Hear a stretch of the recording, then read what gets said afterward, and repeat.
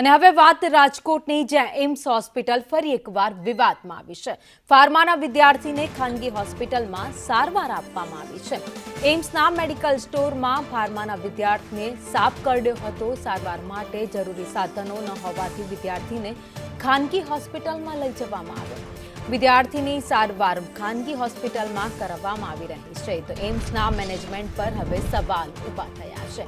એક તરફ કહેવામાં આવી રહ્યું છે કે એમ્સમાં તમામ સુવિધાઓ ઉપલબ્ધ છે, પરંતુ હવે સવાલ એ થઈ રહ્યો છે કે જ્યાં એ વિદ્યાર્થીને સાપ કરડ્યો ને તેને પૂરતા સાધનો ન હોવાને કારણે ખાનગી હોસ્પિટલમાં સારવાર આપવાની જરૂર પડી। રાજકોટથી સંવાદદાતા મયુર સોની અમારી સાથે જોડાઈ ગયા છે।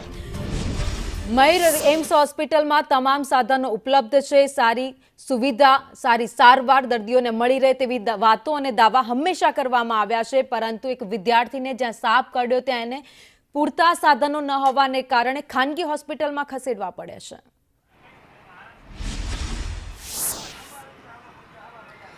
ભાવિની, આખા ગુજરાતની એકમાત્ર એમ્સ રાજકોટ ખાતે આવેલી છે અને અહીંયા તમામ પ્રકારની આધુનિક સુવિધાઓ હોવાના દાવાઓ કરવામાં આવે છે। એટલું જ નહીં, પરંતુ નિષ્ણાંત તબીબો હોવાની વિગતો છે એ પણ પ્રકાશિત કરવામાં આવે છે।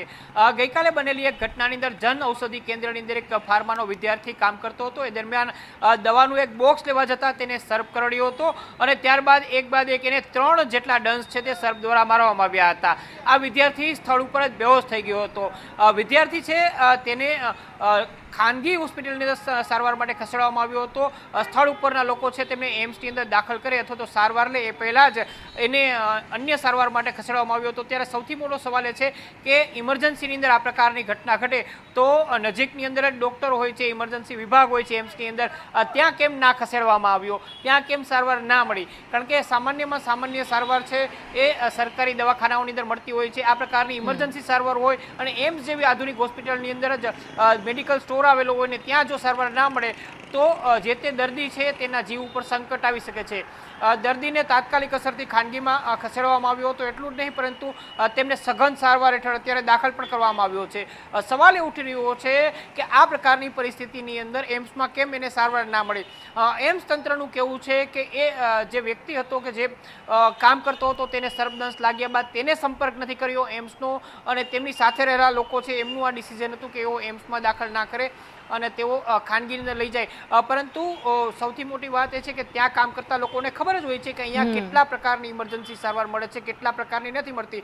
શક્ય છે કે સર્પદંશને લગતી ઇમરજન્સી હોય એ ત્યાં ઉપલબ્ધ ના હોય એટલે એમ્સવાળા બચાવ કરતા જોવા મળી રહ્યા છે। પરંતુ બીજી તરફ એ છે કે આ પ્રકારની ઘટના જ્યારે ઘટે, ચાહે તે ઇમરજન્સીની હોય કે પછી મહત્વની કોઈ બીમારીને લગતી સારવાર હોય, ચોક્કસ સવાલો હંમેશા આ પ્રકારની ઘટનાઓમાં ઉઠતા રહે છે।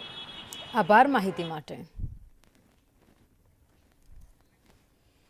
તો રાજકોટની એમ્સ હોસ્પિટલ ગુજરાતની એકમાત્ર એમ્સ હોસ્પિટલ, જ્યાં એવો દાવો કરવામાં આવ્યો છે કે તમામ સુવિધાઓ ઉપલબ્ધ છે, પરંતુ અહીંયા સવાલ આ હોસ્પિટલ સામે ઉઠી રહ્યા છે, કારણ કે વિદ્યાર્થીને સાપ કરડ્યો હતો। એક પછી એક એને 3 ડંખ સાપ દ્વારા મારવામાં આવ્યા, પરંતુ તેને સારવાર એમ્સ હોસ્પિટલમાં ન આપવામાં આવી, પરંતુ તેને ખાનગી હોસ્પિટલમાં સારવાર આપવામાં આવી છે। જો કે હોસ્પિટલ તરફથી એવો પોતાનો બચાવ કરવામાં આવ્યો કે વિદ્યાર્થી તરફથી અમારો કોઈ સંપર્ક કરવામાં નહોતો આવ્યો, નહીં તો અમે અહીંયા તેને પૂરેપૂરી સારવાર આપતા। પરંતુ સવાલ એક થઈ રહ્યો છે કે જો વિદ્યાર્થી ત્યાં કરડ્યો હતો સાપ, તો આસપાસનો સ્ટાફ પણ ત્યાં ઉપલબ્ધ હતો, તાત્કાલિક જાણ કરી દેવામાં આવી હોત અને ત્યાં તેને સારવાર મળી ગઈ હોત, પરંતુ એમ્સ હોસ્પિટલ અને તેના અધિકારીઓ છે હોસ્પિટલનો બચાવ કરતા અહીંયા દેખાઈ રહ્યા છે।